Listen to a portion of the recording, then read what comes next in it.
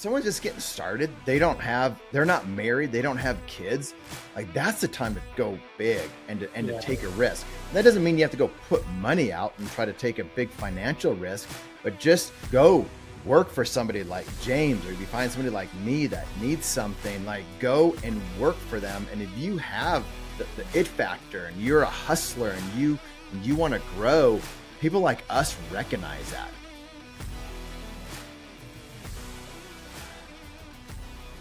Welcome to the McGuire Enterprise podcast. Today we've got a really special guest, Erik Van Horn, who I don't know all of the accolades that I could give to you, so I'm going to turn it over to you to maybe mention the first or the top 5 or 6. But Erik and I actually get connected through David Perez, who was obviously in business with you a while back and is a good friend.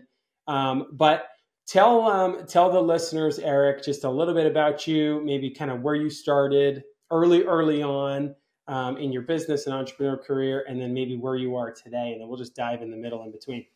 Awesome, good to be here. And David, I that's where it starts. I mean, I got into a brand early on, and I was selling for that brand, and I sold David his first franchise. So, so the quick bit of background on me is I grew up in a small town in South Dakota, and traveled after college for a little bit, and then eventually signed up to go to law school in Virginia. And then I realized like law school is going to be a disaster. I was a straight C student, and like that is not going to be any fun for me trying to get through law school. And so I started up a little lawn company, mowing lawns and planting flowers and doing some landscaping stuff. And I was watering some lady's flowers and planting some other flowers and digging up her yard. And she came out with some something to drink, and we started to talk. And she said, basically, what do you want to do when you grow up? I said, I want to be a real estate investor. And she's like, we did that 20 years ago.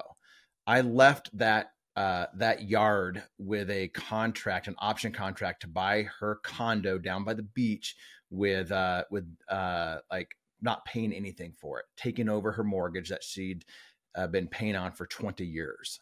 Wow. And so I called up my parents. I said, do you want to partner with me on this? Because I had zero like extra cash sitting around.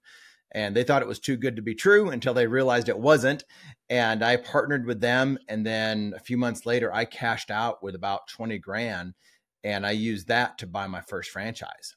Wow. And I continued to invest in real estate with, not using any of my own money, and then just putting deals together, and then started Liberty Tax Service as my first franchise over 20 years ago.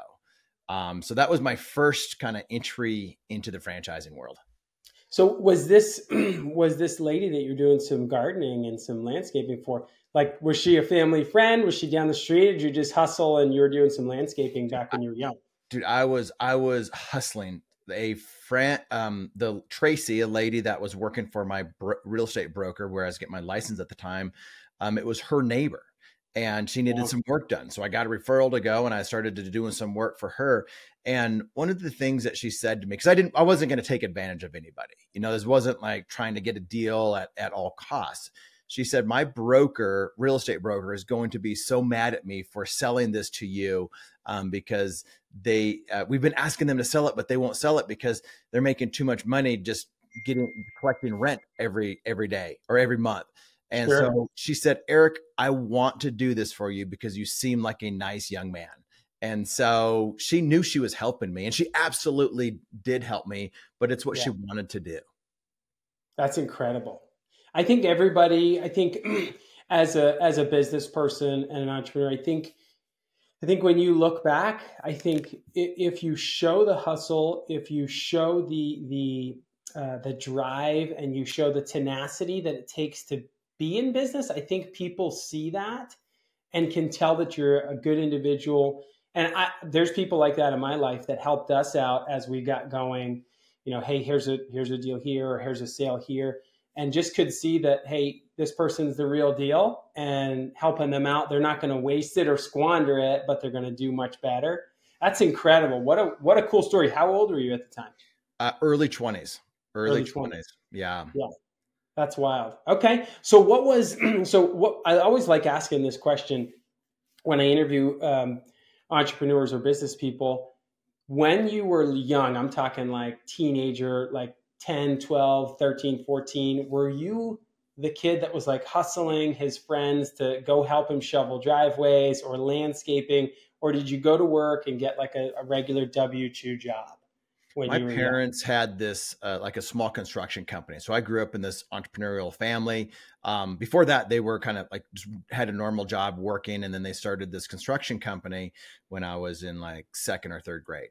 So I grew up in that. I grew up, when they had these phones that were attached to the wall and the phone would ring. It was a business phone. We'd just shut up as kids and let them, pretend that they were in an office and take Yeah. care of the customer. So I grew up like that. So I knew that I could hustle for money.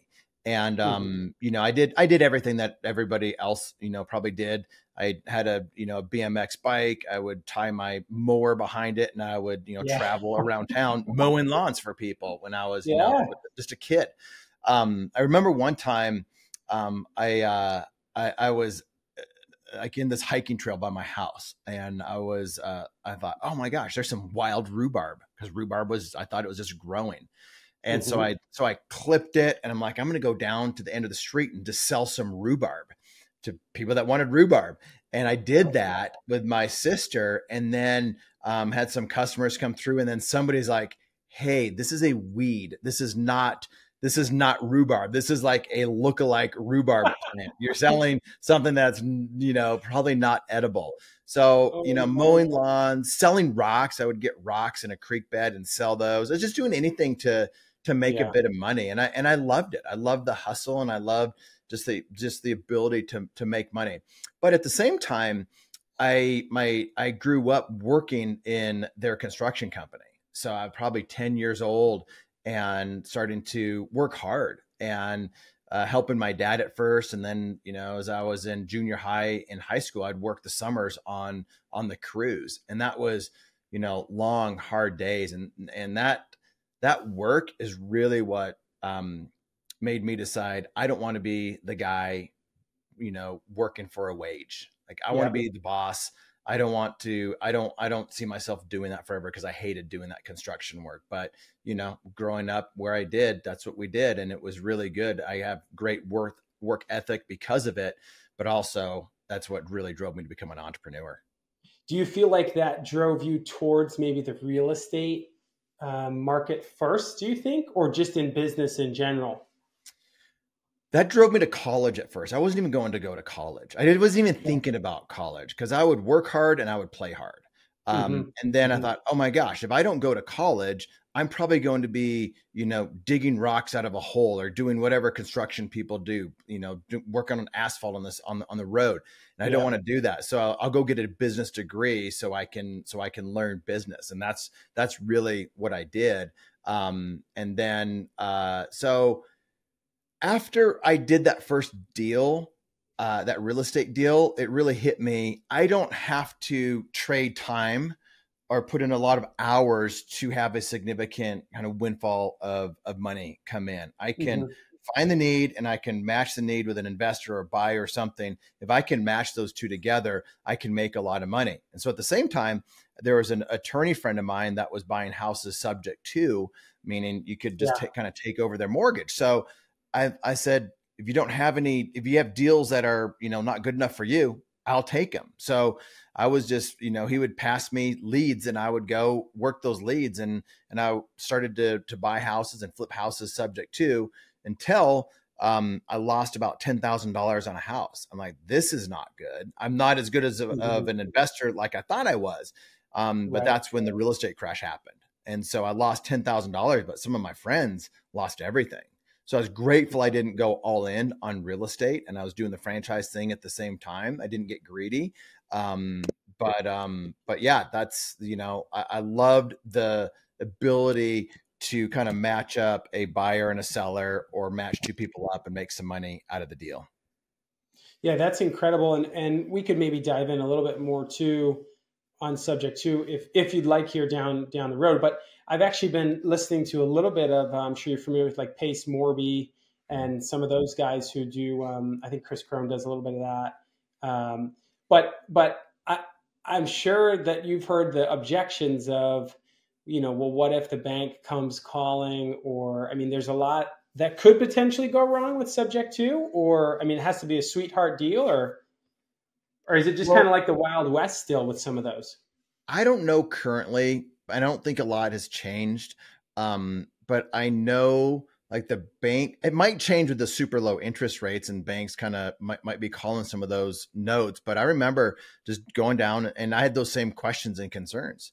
And so I'm like, I'll just try it on this one, because I don't think worst case scenario, I find an investor to front me the money, or I do something to sell the house, or so I had the backup plan like that. But I realized like I could just, take over the mortgage payments, do a quick claim deed.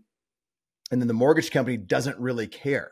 They're getting their money, and this person is getting out of their house where they were in default before. So now the mortgage company has $6,000-7,000 of mortgage, payments that were due. They got that caught up, and they're still getting paid every month now. So they're happy. So I never had anything called, and I don't know anybody that did. I'm sure they have, but like I just asked around a lot, and it didn't seem like it was that big of a risk at the time. Sure. And the truth is like, a lot of times, if you just don't get involved, you don't know all the risks, until something happens to you. And then you create a playbook on how to get out of those risks down the road. And then it's really not a risk to you. And when people ask you those questions, you're like, yeah, it's not really a big deal to me anymore. Yeah, exactly. Exactly. And then you just surround yourself around people that are smarter than you, that have done it before. And, and I think that's that was the beginning of me just starting to learn from people that were ahead of me in that real estate game.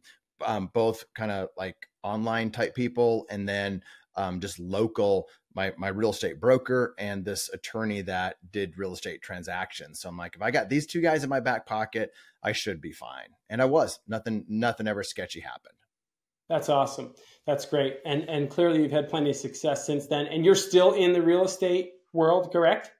Probably not. I have real estate, some commercial properties, and and whatnot. Looking at doing some building storage units from the ground up on some property.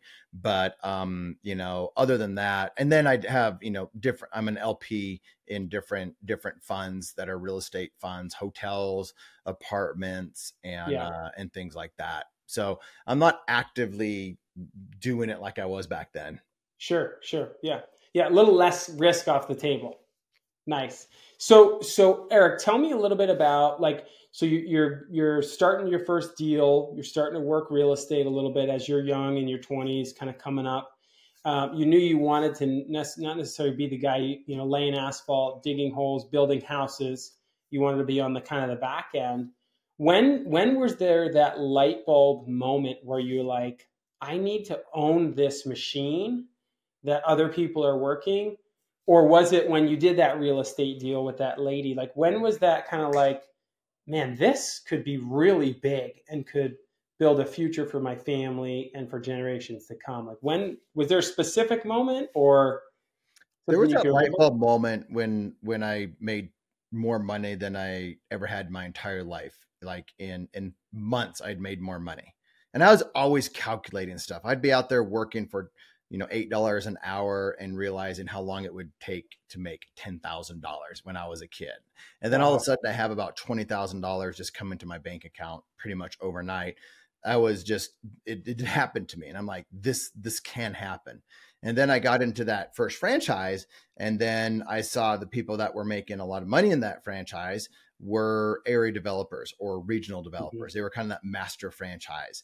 And so I started out as a franchisee, and then I bought into the Austin, Texas region it was called area development back then. But, you buy a region and then you get royalties as you help sell franchises and help them get opened up. So I was in my 20s, learning how to be kind of like a mini franchisor. You're like the franchisor, but without all the risk.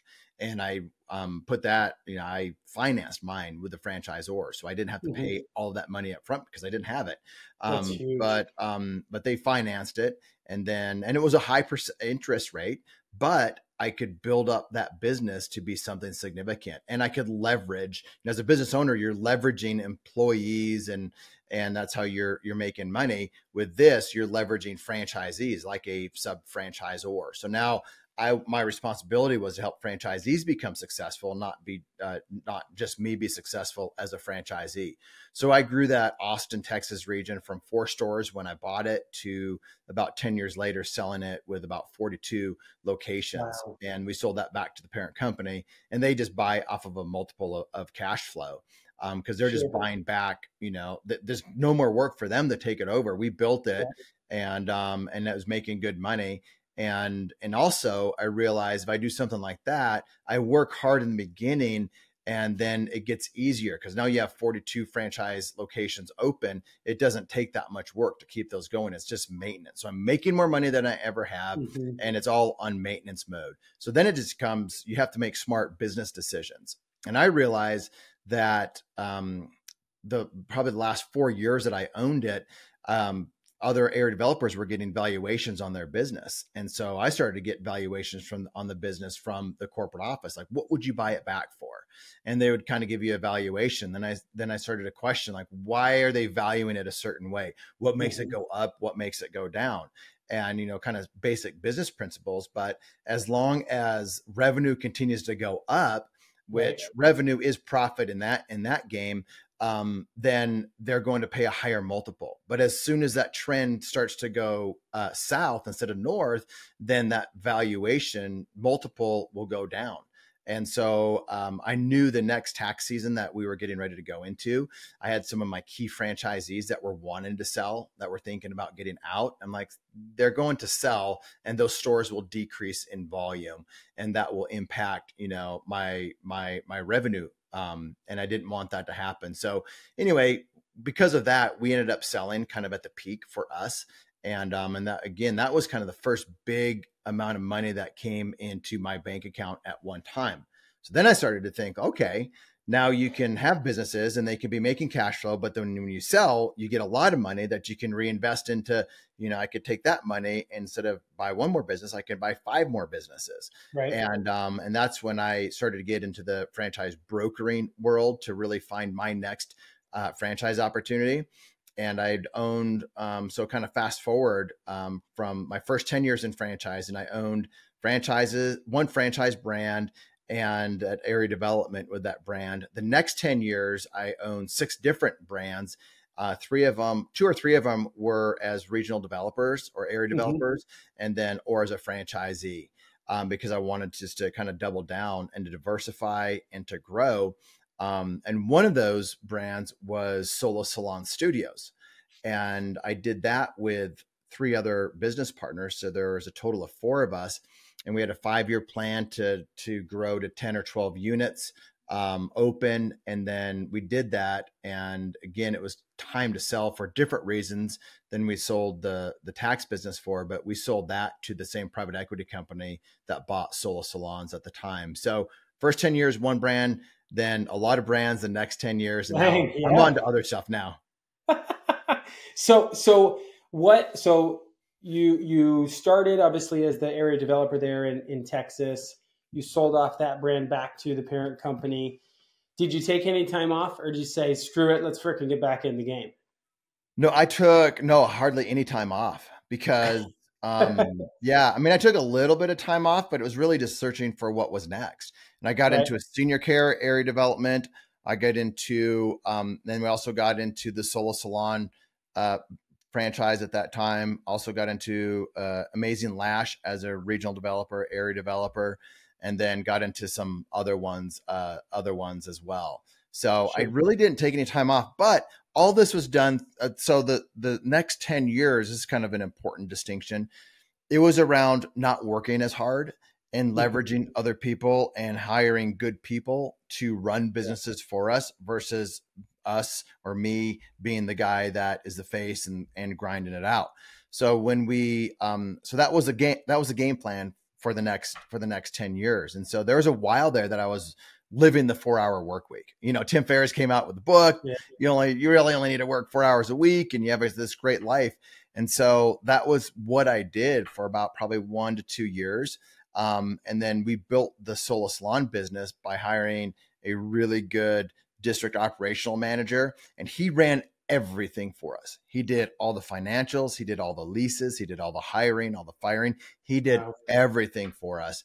And then we said we need to give him some equity as partners, and we're like, we probably should. And then we got an email from him. It's like, hey guys, I need to talk to you guys. And we're like, something's coming up, and we're like, something's happening. It's not good for us. And he said, hey, just so you know, I'm buying some licenses of Sola, so I'm no longer going to be working for you guys. I'm going to do this on my own. And we were like, that sucks for us, but that's awesome for him to help him get into the game. And so then we realized it's time for us to sell. And he helped us through that entire transition. Still a really good friend of mine to this day, somebody that, you know, we'll talk probably once a quarter. But we just had that solid relationship. We were proud of him for going on and building his own business, but he was an A player, you know, and A players, they don't always stick around, you know, to build your empire, because they want to go and build their own empire at different times. And so, those next 10 years taught me, like, hire great, amazing people that are better at you than the things than you are at things. And that's what I learned. I love it. So 2 questions. One, I forget if I asked this, but maybe the last time that we talked, but do you have a favorite franchise that you've worked with, opened, or maybe wanted to open and didn't get to? Or were they all just kind of like, they were great, I liked them, but none of them were really like amazing? Like, was there one that you're like, man, this one was actually really fun to run? I would say the salon business, Sola, was probably my favorite because it was designed to be semi-absentee. And, you know, every franchise out there says they're semi-absentee and it's easy and, you know, but Sola, it was more of a real estate play. I mean, you go and and we were early on in that. So the risk was, the beauty industry had not adopted that this is a viable business model. Like the industry hated the salon suite model at the time. Sola was one of the first to be in that game. But we knew that it was capital intensive, and we just needed to have enough capital to be able to get these things open. Once we did, we'd have very few employees, and the culture was fun. You know, the founders were involved with it back then. We would have, you know, our annual conventions in Mexico, and just had a really good time. We were early on in it, building this really cool business. And what they said during the sales process and what they disclosed through the item 19s and different things was actually reality, you know? And so it was nice to be able to have expectations going into it that were met as you began to open these things up. It wasn't always easy. Our first 2 locations we signed basically 3 leases back to back. First location was a rocket ship. Like first location was average. Sorry. First location was average. Just like, this is what we'd expected. Second location was a disaster. Like, we couldn't make money there. It was horrible. And they thought that was going to be the best location in Huntington Beach. The third location in Irvine was like, we opened up making good money from day one and could not help but make good money out of that location. So, you know, we just, that Huntington Beach one was always a dog. We eventually made money there, but that was a fun brand to be a part of. I think a lot of it is because it was very semi-absentee. We didn't have to do a whole lot for it. But that was probably my favorite one. And then we got to sell to private equity, which was always, you know, which was a whole new learning experience and a lot of fun. I would say ones that I missed out on, I wish I would have gotten involved with Massage Envy early on, because instead of tax business, like, I wish I would have done that.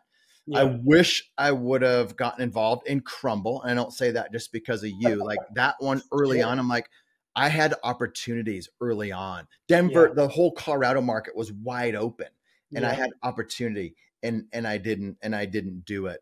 And so that one is like, oh man, I wish I would have gotten involved with that one. But, you know, and then Anytime Fitness, I wish I would have been involved with Anytime Fitness as well. So, you know, you put me on the spot, I have to name some brands. Those would be some brands that I would name. Sure, sure. And you're not being paid for any of these brands, so we're good. We're good. I'm not getting paid anything from any of these brands. If they want to, they can. They can certainly pay me if they want to. One last one is Planet Fitness, and they're not paying me. Nobody pays me, man. Nobody pays me. So Planet Fitness. So yeah, my brother Jeff did 30 something Planet Fitnesses around the Phoenix. He built out basically all of Phoenix, Washington area, like Tacoma. And then he went to Mexico, the country, with his group. He wasn't an owner at the time. He wishes he was. I wish he was too. I'm sure I would have benefited. But it's such an incredible model.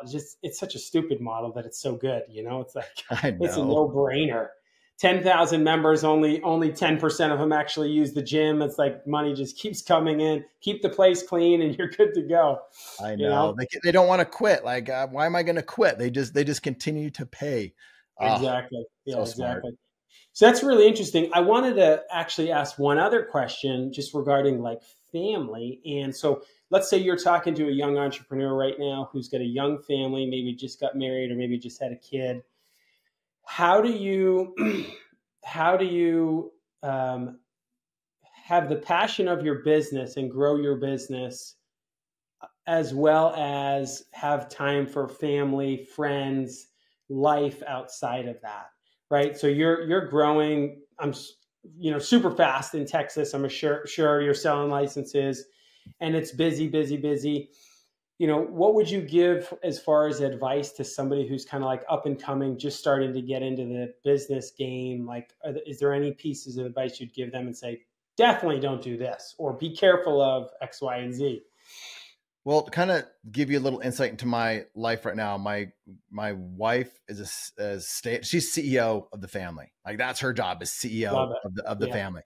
When we first got married, I was already in business. So, and she grew up as a missionary's kid in Brazil. So she didn't care about business. And so, she came into my world, and we just started, she just like started doing whatever needed to be done in the business. So early on in our marriage, we did it together, and it was hard at times. It was good at times, and it was amazing at times. And, so we did that together, and I wouldn't trade that for anything.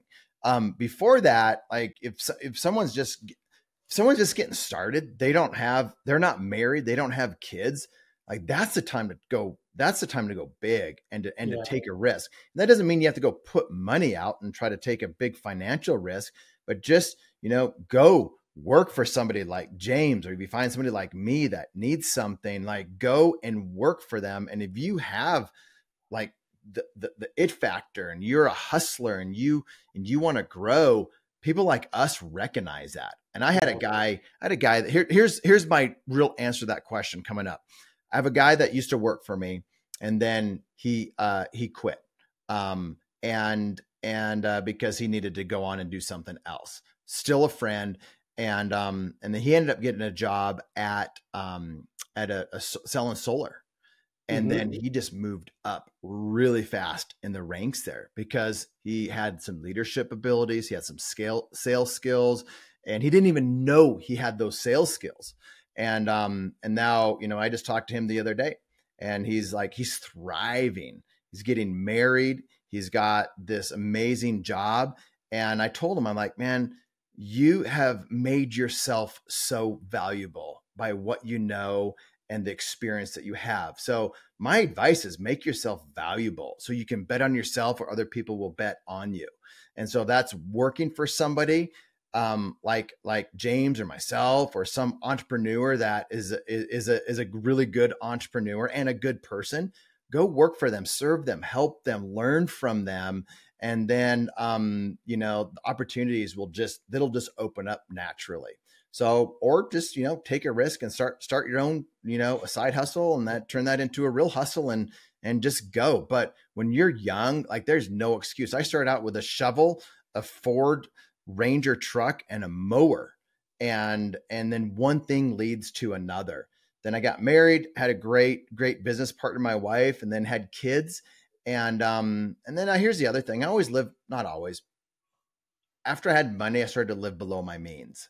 And I do that to this day. So I can invest a lot of money, and you can just afford to take more risk if you're living below your means. And one last little thing here, James, along these same lines, I had a mentor of mine tell me when I first started to make my first $100,000 that I'd never made before. He's like, Erik, just listen to this piece of advice. Don't change your lifestyle for a year. When you come into that next level of income, whatever that is for you, that next level of income, don't change your lifestyle, because it's so easy to kind of go spend money, buy stupid stuff, do stupid things. But if you just maintain that lifestyle for the next year that you had before you came into that, next level of income, is like, it will serve you well. And I always remember that. So, and it has served me well. Yeah, that's so good. That's so good. I think a lot of times there's that temptation, right? Of you make something and you want to please yourself or your family or whatnot, but having some of that patience or some of that will to hold off and to delay the gratification in this world that is so instant gratification heavy is truly a huge benefit. I think there's a lot of wisdom behind that too. I remember when we first started out with Crumble, we took nothing from the business for over 2.5 years. Like, we didn't take a penny. And I'll tell you, there were some times, Erik, that I was like, man, the P&L that came back, like, can't we just take a little bit? But I think that, and that really was stemmed from my brother. He drove a large portion of that. And he's like, listen, it'll be 10 times worth it when we get to year 2.75, year 3. We're going to be super thankful that we don't have a ton of debt and that we cash flowed a lot of this. And so, but it's hard. It's not easy to do all the times. It's having good mentors and good people coaching you along the way as well, no matter how far along you are in business, which is super cool. So talking about business, okay. So you move on from the tax stuff. You get into solo. You get into some other things. Was there ever a time where you were kind of like, nervous of going into the next step with other business partners? Was there ever a time where you're like, your mindset had to change a little bit, or you felt like you just constantly kind of kept growing and you stuck with the same people doing business and it just worked out really well? Or were there some like curveballs in there as you kept doing different businesses? There's always curveballs, especially as you get into different partnerships with different people. Some of those partners, I've been partners with 4 different businesses, and you really know them and you know your strengths and weaknesses. And, and that was great. One of my partners, partners can call you out on stuff too. And you want partners that can call you out on stuff. I made one of our employees cry one time, and I'm like, she deserved it. Like, she didn't, these things, like she needed to hear that. And he's like, no, Erik, like, you shouldn't have done that. This is the way to handle it. So you want partners that can tell you, that can speak into your life. And I've done that as well to them. You want partners that look at the business, that are, you're for the business, like what's best for the business, not what's just best for me in my 10, 20, 50% of the partnership. Because it's easy to find partners that it's easy for people to kind of get selfish and to be thinking about their own interests versus the interest of the business or that entity. So one of the curveballs was I was ready to build a significant business with a couple business partners, and we were lined up, ready to do it. We'd started the business and things were going really well. Well, then all of a sudden the goalpost changed. Instead of, wanting an exit of X amount, they wanted to 20X that, which also meant 20X the amount of work. And I'm at a stage in my life where, I've got a 10, 12, and 14-year-old daughters. And that was a number of years ago. And I started to think, boy, if I did do this with them and 20X'd the original goal, I would have life-changing money. And that'd be awesome. So in my mind, I'd already had, a couple houses in different places in the world. And, obviously not flying public transportation on public flights anymore, but just private jets. And, that's where my mind was going. Sure. And then I thought that life-changing money would be amazing. But the cost for life-changing money would be the next 10 years of my life given to the business. And that was a non-negotiable for me. because by that time my daughters would be close or would be out of the house. And so I'm like, would that be worth it to have 100 or 200 or 300, have $500 million in the bank to give up the next 10 years with my kids? And it was not even a question for me. And so that was, something significant, a decision that I had to make, looking at more money or time, quality time, relationship with my wife and my kids. And it was a no-brainer for me. So that was probably one of the bigger curveball that came into one of my partnerships. And so it was an amicable, buyout and whatnot. But I look back and that is the best decision I've made. And, like a lot of these Fridays, I get to go skiing with my girls. I'll take them up to the mountain and go skiing with them. And I have that relationship with them. And like, I would not trade that for anything. Yeah. Yeah. Not everybody can say that. And not everybody makes that decision. I've got a 2-year-old and she's the apple of my eye. And her and I spent the weekend together. Her mom went away for the weekend with a couple friends Friday night. And so, we had ice cream and we watched a movie, Frozen, for the 37th time, So I've got that memorized in case you need anybody to sing it. I've got it down, but totally agree. And it didn't start that way, though. I feel like over time, I've learned and progressed and understood that, money's important. It's good. It gives you options, but everyone has the exact same amount of time. Yep. There's no way to really do more or do less unless you control your time a little bit better, which is really the goal at this point. I think it's funny the way you said you transitioned into the next 10 years of like starting to control your time more. I feel like that's kind of where I'm trying to head that direction of, man, I busted it for the last 4 and it was good, but it's like, man, I would love to get a little bit of time back and build up that leadership team to be able to really run the operations more. And maybe that costs some equity, right? To these really good leaders that we bring on. And I've talked with a lot of people and read a bunch of books about like, does it make sense when you find the right people, like you said, the person with the it factor, to give them some equity to change their life and their future? But also to say, hey, like, I appreciate you and I'm giving this to you, for sweat equity. You don't have to pay for anything, right? Or maybe you do. But really interesting. So Erik, as we kind of like close up here in the next 15 minutes or so, I want to hit some rapid fire questions at the end. And I think you looked over some of those, but what other like investments are you doing without giving us too much detail, so that we swoop in and jump on the bandwagon? But what other like investments or opportunities are you pursuing now that like you're really passionate or excited about, kind of the next 5-10 years? It was about 3 years ago. And this is kind of what I'm doing now, and then I'll hit those investments too. But this is kind of a good transition to what I do now is, there's 4 of us business partners and Front Street Equity Partners, and we'd all had exits and making good money. And we're like, what do we want to do next? And so we designed our company of Front Street to do what we want to do and really nothing that we don't want to do, and do it with the people that we want to do it with. So we're basically like a boutique private equity company for franchise brands. And I get to talk to a lot of different startup brands these days and people that want to franchise their business. And I just get to help a lot of franchise brands for free because most of them will never end up being one of our portfolio brands. But I get to have a lot of conversation with them. And then another partner does all the outsourced franchise sales.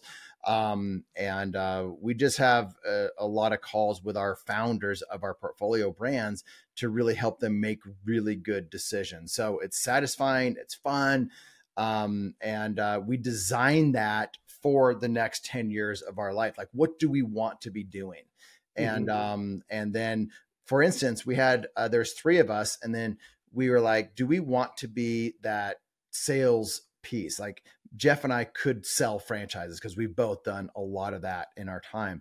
And we're like, we could do it. We could sell a bunch of them, but we don't really want to be doing that anymore. And so that's when we went out and we recruited Bobby, who's heading up that department. So we gave up. We used to be a third of the business. And then we brought in our fourth partner, and we'd been in the business for a year, and we gave it to him equal amount of equity from day one because we wanted him. So that's a business that we designed for our lifestyle today.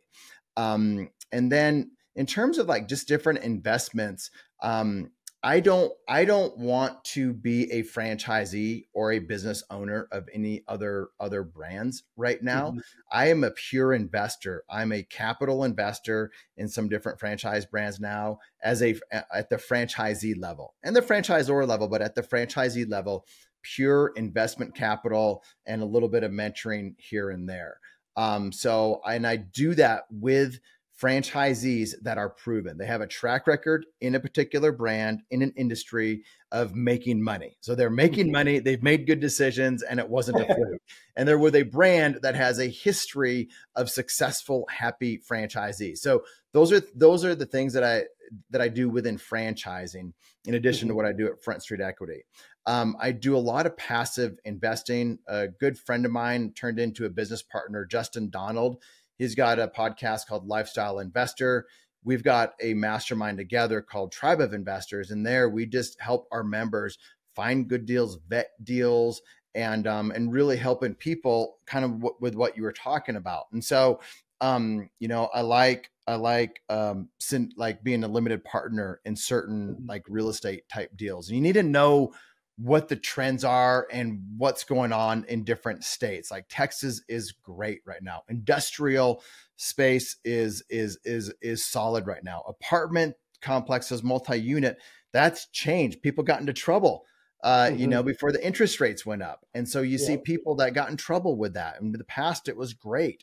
I've gotten to some great hotel deals where I'm a limited partner, and then some of them haven't turned out that great.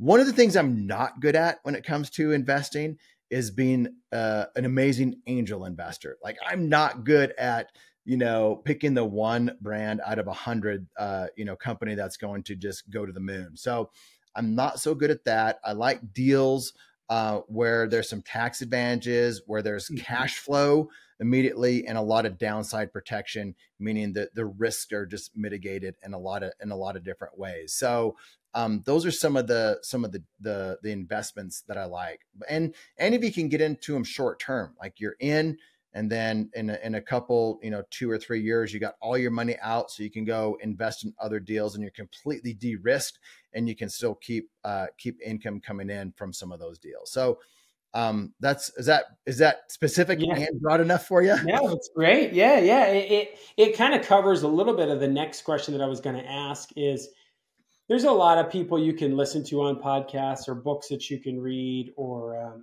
just advice that people give, and you hear cash flow, and you hear multiple streams of income. And as a business owner, I feel like multiple streams of income is important, but at a certain point, you can't necessarily get there, right? How I guess the question would be is, how important do you think it is to stay so focused on that one business or that one thing as you're maybe up and coming, so that you can generate good income, generate good money before you decide to go invest into other streams of income? Or do you think it's like, hey, piece it up 10%, 10%, 10% all the way down the road? Or do you say invest 100% into something, get really, really good at it, have an exit, and then go multi-stream? I know that's such a broad question. If that was Crumble, go all in. If that was Planet Fitness or any of these that we mentioned, go all in. But if you go all in with the wrong brand, then you're kind of in trouble, or the wrong industry, or something happens, COVID happens, or interest rates happen, something happens, then you're in trouble. So you look like the smartest guy if you go all in on something and that thing worked out. That's awesome. And that's what I did for me. I went all in 10 years and had a nice exit. And then I took that and I diversified. So that worked for me, but I wasn't in one of these hot concepts that was just amazing. That, what probably took me 10 years, you probably did in 3 years with your brand. looking back, I wish I would have started passive investing earlier. I wish I would have gotten out of the stock market, gotten out of all this Mhm. stuff, and just started to put $25,000 into this investment or that investment, and Yeah. then just got into that game. But if you get into the wrong investments, then you're in trouble too. So I would just start learning the game, start looking at alternative investments. And so many people out there are just so quick to take your money. Mhm. And whether it's in franchising, business and investments, or Wall Street, like your money can just disappear so fast. So just get around people that have a heart of a teacher, that really care about you, and have a good track record, and have been probably punched in the face, kicked in the teeth. Like if that hasn't happened to you, Yeah. you're probably not going to make great decisions. Because first thing I did when I came into a windfall of money, I invested in some of the wrong things, and that ended up hurting me, and it slowed me down. Yeah. But you just got to get into the game. Maybe it's $5,000 or whatever it is. But I had my bookkeeper the other day. She said, Erik, do you know that you had X amount of money come into your bank account and then X amount of money leave within a month? And I just laughed because it was a large sum of money. But what she didn't know is I took it out of the business, put it into my personal account, and then I put all that into some different passive investments. Because I didn't go, have a big vacation or buy an Right. expensive car. I just put it in there, and all of a sudden you forget about it until you start getting these dividends and these checks come in. And then you're like, that feels really good. So I Yeah. think the goal, if I had to say, like, what's the goal? The goal is to have these passive investments make more money than your expenses. So your Mhm. passive income is making more than your monthly expenses. It's like the cash flow game Yeah. from Oh, Robert I like that. Kiyosaki. But Yeah. that's the start. That's the start. My friend Justin Donald, the lifestyle investor, he's like, then you get that done. And then you have a great lifestyle where you're doing Mhm. amazing things, amazing vacations, but then have your passive income exceed your lifestyle. And Yeah. that's a great place to be. That's freaking huge. I love that. Well, Erik, let's finish up with some rapid fire questions here. So, if you could go back and do it all over again, would you have any regrets, or would you go back and do the exact same way? What do you think? I'm happy with the way it happened, but I always hate it when people say, I wouldn't change a thing. I'm like, what do you mean? You lost a leg and you got this taken off and you went bankrupt 10 times. Like, what do you mean you Right. wouldn't change anything? So I love how my life has played out. I'm at this place where I'm like, pinch me, because it's so amazing right now. But I also Yeah. know that it can change at any moment. And so I've had experiences, and I have people that have close to me that have lost very significant loved ones. So I live every day just grateful for the day. So as I look back, I would have made some different decisions. I would have diversified earlier. I would have taken more time to investigate different investments. I would have sought out more mentors sooner, and I would Mhm. have invested money into masterminds or being around the right people with the right mindset to build relationships, more relationships with those types of people, because that's what has excelled me more than anything, is just being around the right people. That's what I would have changed. Love it. So, next question kind of goes along with that is, what's the biggest thing that maybe you'd tell somebody right now starting out? Like, youngest person, 21-year-old, doesn't know what they want to do for college. What would you encourage them to do? Um, when you get a job to learn a skill, learn from a mentor, like make the most out of that job. Don't get a job for a paycheck. If you're getting a job for a paycheck, you're not benefiting yourself, and you're not making yourself valuable. So get a job to learn a skill, to find a mentor, and to make yourself more valuable. Love it. Okay, personal development book must read. What's like your number one must read personal development? I'd say anything John Maxwell. I just spent some time with Yeah. him in Cabo, and just a couple of days in a small private thing. And the guy, I've always read his books, but getting to know him a bit, I was just blown away at the depth of wisdom that this man has and how Hmm. he lives his life.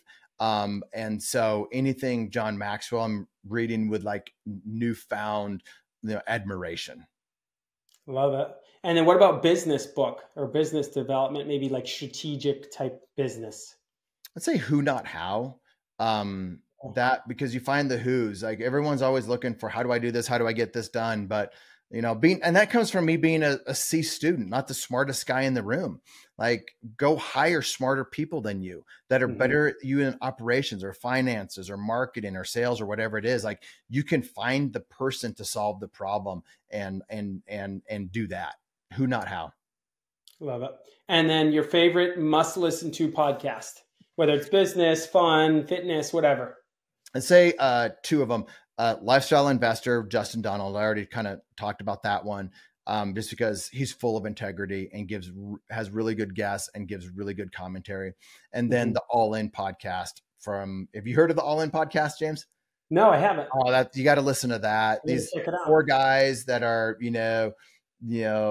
very wealthy in Silicon Valley, a mixture of Democrat, Republicans, and independents that all play poker together, and just, they have differences, and it's fun to listen to them talk about kind of like the status of where the economy is, what they see going on in business and in politics, and they come from different angles. So that's probably my favorite one right now.